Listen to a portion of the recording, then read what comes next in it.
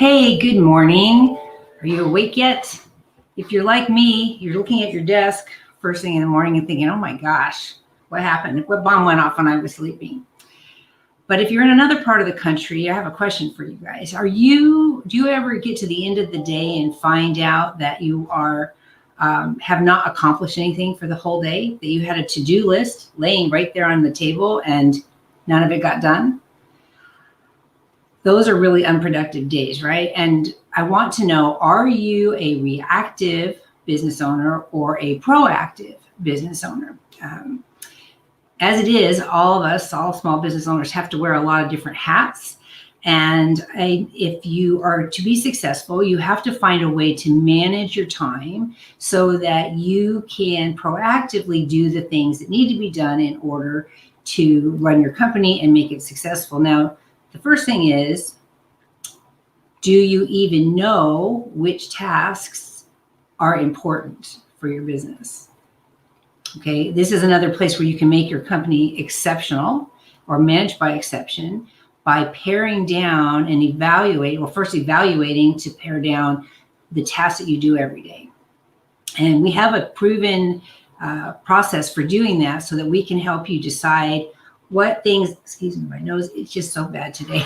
We've had a lot of wind this week, haven't we, Jeff? Well, he's nodding his head. You can't see him, but I promise you he's going, yes, we had a lot of wind. So oftentimes, I'll just back up a little bit. Oftentimes, as a small business owner, we have to wear all the hats. In fact, that's not even oftentimes, that's all the time. We have to wear all the hats in our business. And that means that we get pulled in 1,000 different directions. And as you start to build your company, that's fine in the beginning, but as you start to build your company, that becomes more and more difficult to manage. And you start to react to phone calls, emails, text messages. All this information is coming at you. People want a piece of your time, and you're trying to put out those fires as fast as you can. And you're trying to react to each of those. And then at the end of the day, you look down and you got nothing done that you had planned to get done in order to build your company. Because every task you do should result in, the result of each task you do should further your business toward the goals that you've set for it. So we have to find out, first of all, what are we doing? Unknown caller. Excuse me, sorry, forgot to turn that off. So we have to find out, first of all, what are we doing every day? And then how do we manage that so that we can be the exceptional company that I know you can be and that you want to be? So the first way that you can do that, and we will help you to do that, is to set up a review of everything you do and how you do it. And then we can go through that and decide, is this a task that you have to do, or can it be delegated? Is this a task that it's just busy work and it's not furthering your agenda at all, and we can get rid of that completely? So you want to go through and decide what it is that you have to do in order to manage your time better. Now, often, and I see this with small business owners all across the country, often as part of the reactive process that they go through, business owners are not using a calendar in order to identify the things that they have to do every day. And when I say the things they have to do every day, that includes scheduling time for yourself, right? Do you want your company to be exceptional? Then you have to have time for yourself so that you can go to the gym, get your hair done, get a massage once in a while to take the stress out of your life. And don't look at me and say, I don't have any time to do all that. You do have time. We all have the same 24 hours in a day. As a matter of fact, I spoke with a company the other day that their name has 1440 in it. And I said to her, what's 1440? And she goes, that's how many minutes are in a day. And I thought, how clever is that? 1440. So we all have 1440 minutes per day, and you get to spend those how you want to spend them, not how people calling you on the phone, not how the amount of text messages you get, but how you want to spend them. And you should consciously choose to only pick the items that further your agenda in order to build your company. So if you take a calendar and you start putting everything on it that you need to do, meetings, networking events, personal time off, therapy or coaching sessions, whichever one you need, which are sometimes combined. I act as a coach and a therapist quite often. Just make sure you schedule everything in there so that you can be proactive. Now, you're always going to get drop-in phone calls and texts and emails. And how do you manage that if you're trying to really control your time? And I can tell you that I work with some companies I know who say they only look at email and they only answer email 2 or 3 times per day, and the rest of the time they ignore it. And they have a message that comes with when somebody sends you one that says, hey, we'll get back to you, but we only look at our email periodically, and that if it's an emergency, feel free to call.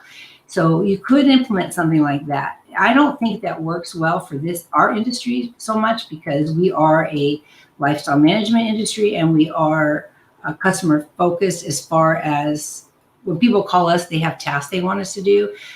Some other people get a lot of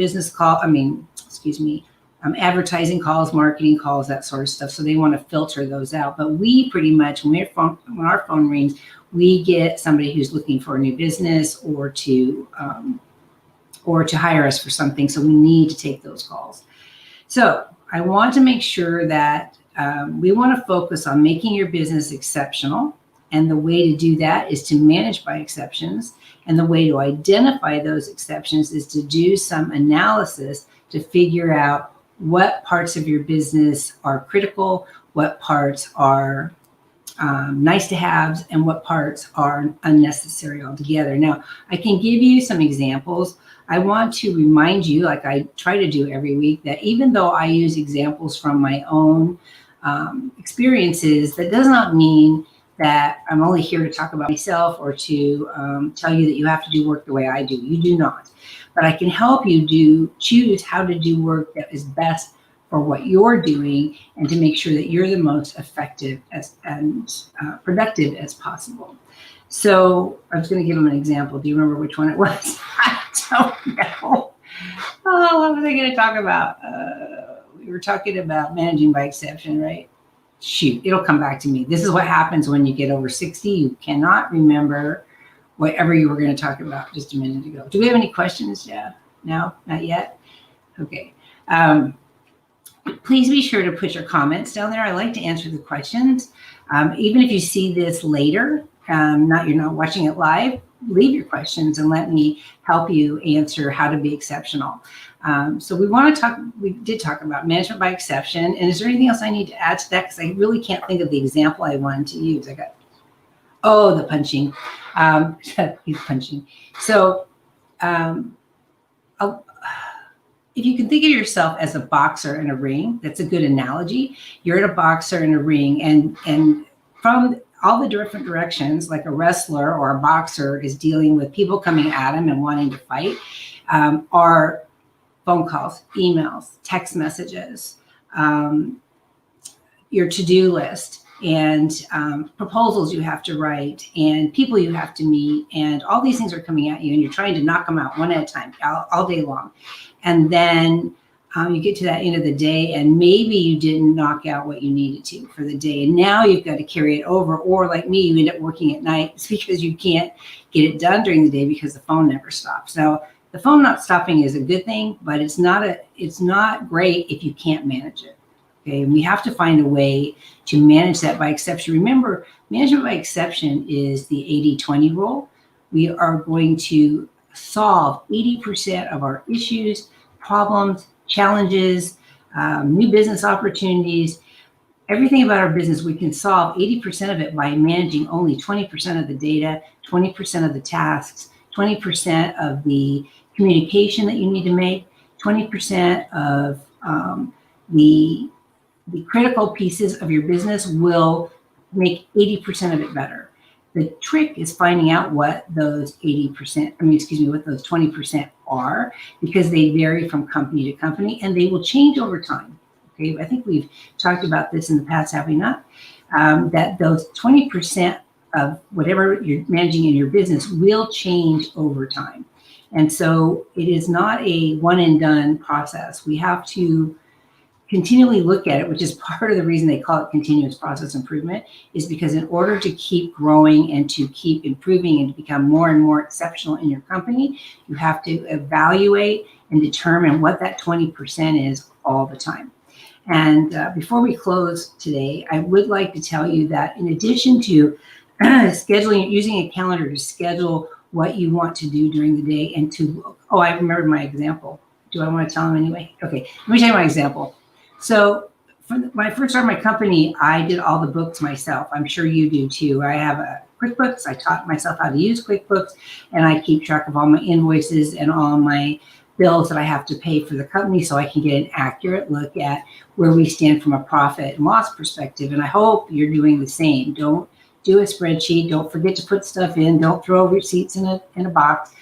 Get a professional software system and use it. So I did that for years. And somewhere along the line, and I may think Linda's been working with me now for about 8 years. So about 8 years ago, 8.5 years ago, I was processing a credit card and I looked at my computer and I thought, if I have to do this one more time, I'm going to throw my computer across the room. Seriously, I'm going to throw it across the room. And that's when I realized that we have to pick and choose the tasks that we do. Is doing the books important? It's very important. Otherwise, you have no idea how your business is doing. Is it important that I do it? No. Okay. And so that meant I had to come to terms with the fact that up until then, see, we've been in business over 15 years. So the first 7 years of my business, I was doing everything myself, all the hats, marketing, networking, operations, training, education, finance, everything. Okay. And at some point you have to look at and say, is my time best spent running credit cards, or is it best spent out meeting new people and creating new relationships so I can get more business in here? Well, obviously, it's best spent out working with other people, and your time is best spent there as well. So I was thinking of everything in terms of billable hours. Excuse me. I was thinking of everything in terms of billable hours. And at the time I was billing, I think $55 and $65 an hour. So when I went to hire somebody, I'm thinking, okay, how many hours do I have to sell in order to pay for this person to work for me? And it was scary. It was scary to hire somebody to do something that I can do myself. But in the long run, it has been the best thing I ever did because she handles the books. She's very, very smart. She notices when I make a mistake. She remembers what she does, and she makes sure my books are accurate. And she does it in half the time I could do it because she's a professional bookkeeper and I am not.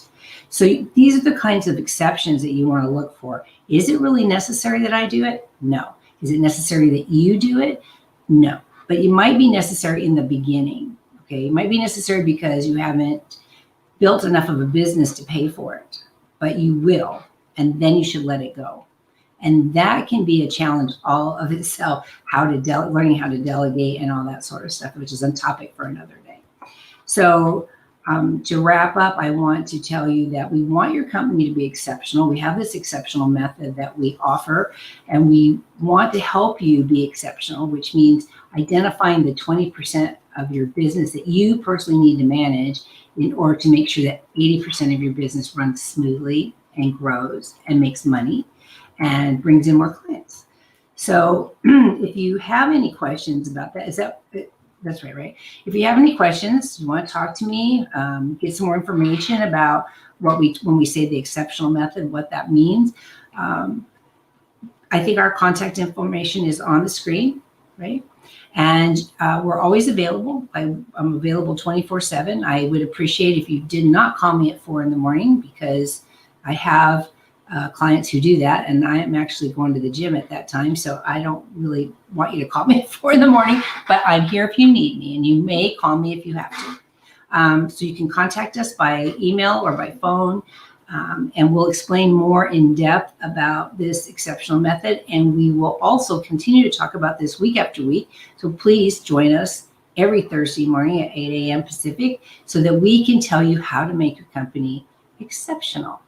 And I hope that you have a great weekend. It's going to be beautiful here where we are, and I hope it is where you are too. Until next time, I'm Leslie Spohr with Concierge Business Solutions, And I am a lifestyle manager developing training materials for lifestyle managers. Talk to you next week.